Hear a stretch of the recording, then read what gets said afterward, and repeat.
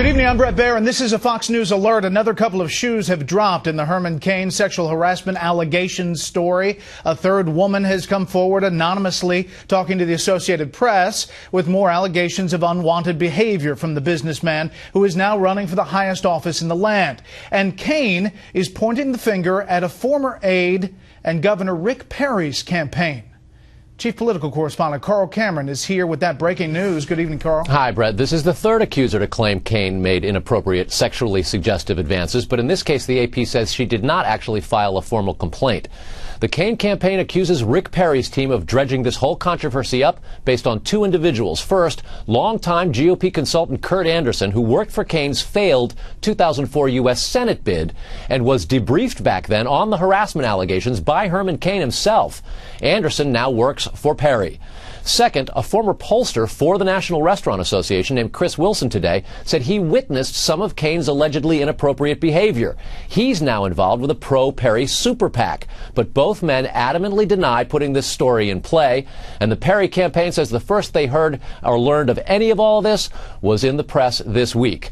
Mr. Cain is not buying that, and tonight he's demanding an apology. This morning in Virginia, trying to discuss health care and put the firestorm behind him, Cain found reporters interested in little else. I'm just going to make a statement. With these documents, and that's what I'm going to talk about. So don't even Well, he wants to talk. Come on. asking me all of these other questions that you all are curious about, okay? Don't even bother. It's a good question, though, about this confidentiality. The fact that these women do want to... What did I say? That's my Excuse me. Excuse me. But appearing at a separate high-tech conference in Virginia, the front-running GOP presidential hopeful himself brought up the issue. There are factions that are trying to destroy me personally as well as this campaign. Cain has been denying in advance any other women's allegations. If something else comes up, and it will, they are going to make it up. The Georgia businessman has said he has no evidence but believes racism is behind the reemergence of this years-old incident. One of the alleged victims is reportedly reluctant to speak about it, but her lawyer today contacted the National Restaurant Association and indicated he may formally ask the trade group to waive its confidentiality agreement, which was part of a $35,000 settlement in exchange for her silence. I have never sexually harassed anybody. It was a false sexual harassment claim. We're not going to chase anonymous accusations. Cain's blitz of TV interviews denying the allegations have included some other news. For instance, critics have suggested this statement indicates ignorance that China is a nuclear power. Yes, they're a military threat. They've indicated that they're trying to develop nuclear capability, and they want to develop more aircraft carriers like we have. So yes, we have to consider them a military threat.